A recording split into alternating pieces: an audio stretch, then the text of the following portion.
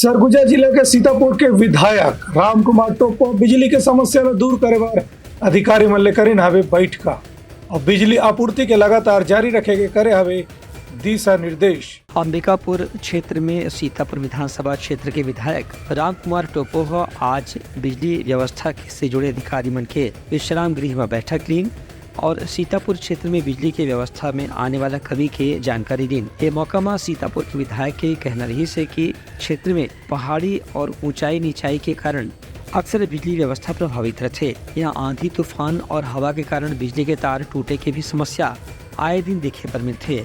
एक से न केवल बिजली की आपूर्ति प्रभावित होते बल्कि क्षेत्र में बिजली से होने वाला दुर्घटना की संख्या भी अचानक बढ़ जाती।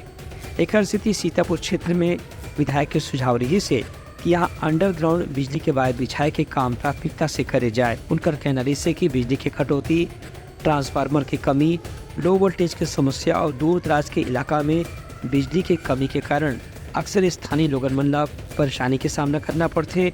उन्हें खेती में किसान मन ला सिंचाई पर भी कनेक्शन दिए में परेशानी हुआ थे। ये सब समस्या ला दूर करे पर 6 महीना की योजना बना के प्राथमिकता से काम करे जाए। विधायक के सुझाव के बाद बिजली अधिकारी मन के कहना रही से कि उन मन ये सभी समस्याओं पर प्राथमिकता से काम करत हैं और उम्मीद है कि इस साल के खत्म होए तक के बिजली की बुनियादी समस्या से सीतापुर ला निजात मिल जाए।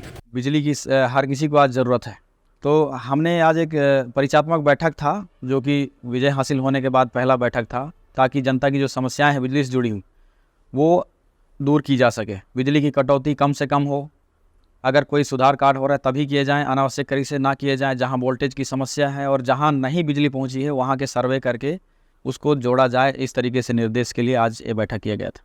Bureau report, Uttarakhand news.